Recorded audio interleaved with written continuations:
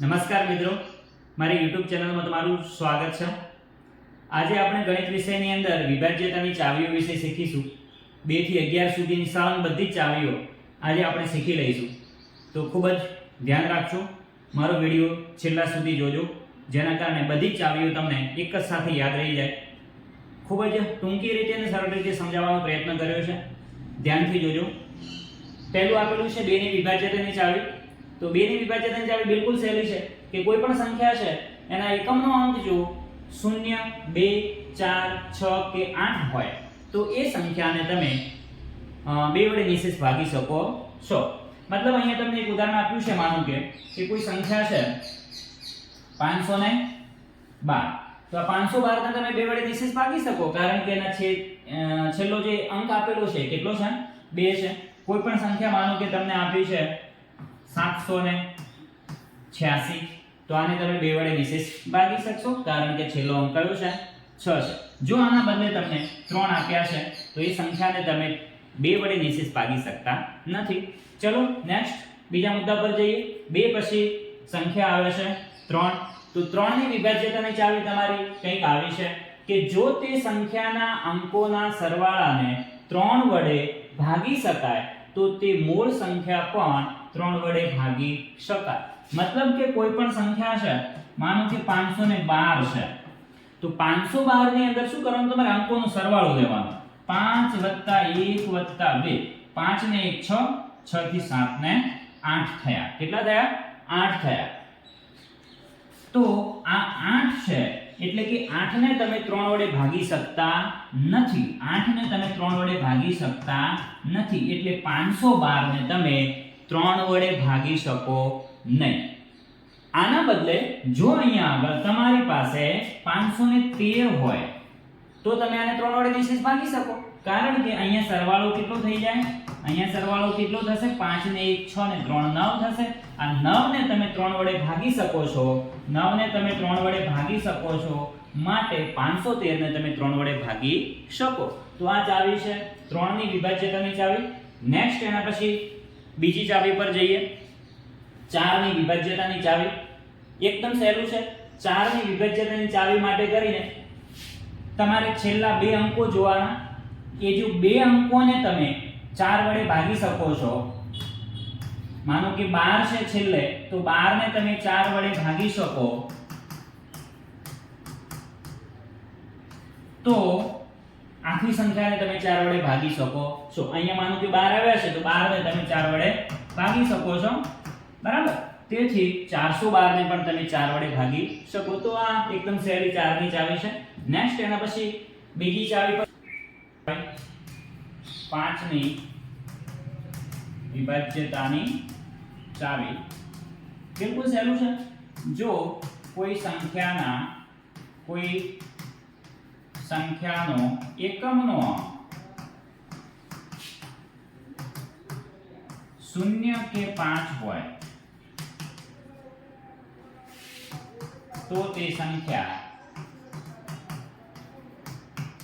5 વડે વિભાજ્ય છે। મતલબ એને 5 વડે ભાગી શકાય છે। એટલે કે 470 આપેલા છે તો એને 5 વડે ભાગી શકાય છે। 4757 આપેલા છે તો આને 4 વડે ભાગી શકાશે નહીં, પણ 4775 આપેલા છે તો આને 5 વડે નિશેષ ભાગી શકાશે। તો આ 5 ના વિભાજ્યતાની ચાવી છે। નેક્સ્ટ એના પછી બીજી વસ્તુ જોઈએ, 6 ની વિભાજ્યતાની ચાવી। 6 ની વિભાજ્યતાની ચાવી માટે કરીને બિલકુલ સહેલું છે। આગળ આપણે 2 વસ્તુઓ જોઈ ગયા, 2 ની વિભાજ્યતાની ચાવી ને 3 ની। 2 તરી 6 થાય તમને પણ ખબર છે। એટલે જો કોઈ સંખ્યાને 2 ને 3 બંને વડે, ઇટ્સ વેરી ઇમ્પોર્ટન્ટ, બંને વડે 2 અને 3 બંને વડે જો નિશેષ ભાગી શકાય તો તે સંખ્યાને 6 વડે ભાગી શકાય। અહીંયા એક સંખ્યા તમને માનો કે આપેલી છે 412, તો 412 છે ને એનો એકમનો અંક કેટલો છે? 2, એટલે 2 વડે નિશેષ ભાગી શકાય છે। પરંતુ હવે 3 ને ચેક કરીએ તો અહીંયા સરવાળો કેટલો થાય? 4 + 1 + 2 એટલે 4 ને 1 5 ને 2 7 થાય। આ 7 ને 3 વડે ભાગી શકાતા નથી, તેથી આખી સંખ્યા છે ને એને 6 વડે પણ નિશેષ ભાગી શકાય નહીં। આ 6 ની વિભાજ્યતાની ચાવી છે, યાદ રાખજો। એના પછી 6 પછી લઈએ 7, 7 ની વિભાજ્યતાની ચાવી બિલકુલ સહેલું છે. 7 ની વિભાજ્યતાની ચાવી માટે કરીને તમારે શું કરવાનું, તો જે સંખ્યા તમને આપેલી છે એ સંખ્યાના છેલ્લો જે અંક છે એને 2 વડે ગુણવાના. પહેલું સ્ટેપ છે, તમારી જે છેલ્લી સંખ્યા આપી છે એ છેલ્લી સંખ્યાને 2 વડે ગુણવાના. એ જે ગુણાકાર થયો છે એને આગળ જે સંખ્યા રહેલી છે આખી સંખ્યામાંથી એને બાદ કરવાના. બાદબાકી જે આવી છે એ બાદબાકીને જો તમે 7 વડે ભાગી શકો છો તો તમે આખી સંખ્યાને 7 વડે નિશેષ ભાગી શકો છો. આ 7 ની વિભાજ્યતાની ચાવી છે. અહીંયા માનો કે 203 છે, છેલ્લો અંક 3 છે, 3 ગુણ્યા 2 એટલે 6 થયા.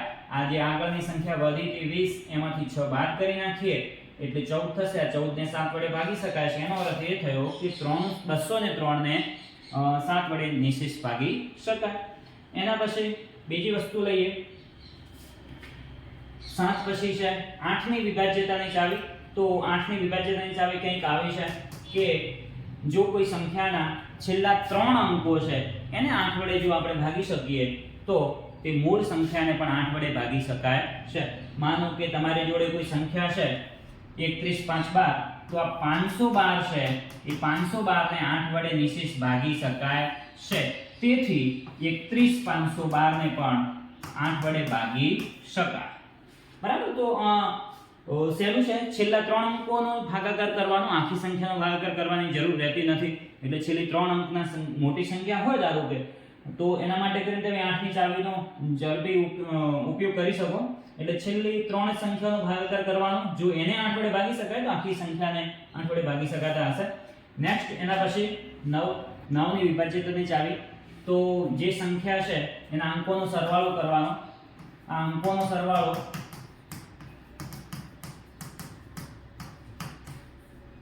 એ સરવાળાને જો 9 વડે ભાગી શકાય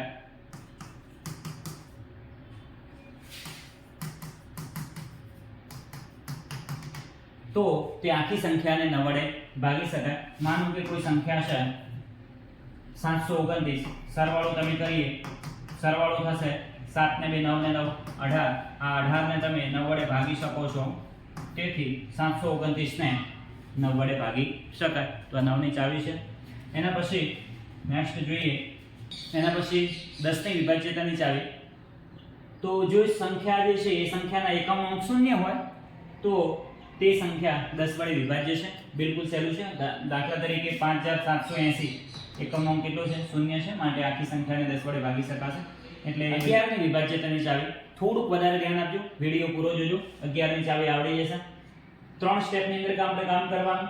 એકી સ્થાને રહેલા અંકોનો સરવાળો લેવાનો, બેકી સ્થાને રહેલા અંકોનો સરવાળો લેવાનો, એ સરવાળાનો તફાવત કરવાનો. જો તફાવત છે એ 0 અથવા 11 વડે વિભાજ્ય કોઈ પણ સંખ્યા મળે છે તો તે આખી સંખ્યાને 11 વડે નિશેષ ભાગી શકાય. 11 વડે વિભાજ્ય સંખ્યા મળે તો 11 વડે વિભાજ્ય કઈ સંખ્યા હોઈ શકે? તો 11 છે, 11 તો 22 છે, 11 તરી 33 છે. એટલે કરવાનું અહીંયા આગળ આપણે 2 થી છેક 11 સુધીની બધી જ ચાવીઓ એક જ વિડીયોની અંદર બહુ સરસ મજાની શીખી લીધી છે. મારો વિડીયો જો તમને ગમ્યો છે તો લાઈક કરજો, શેર કરજો, મારી ચેનલને સબસ્ક્રાઇબ કરજો. Thank you.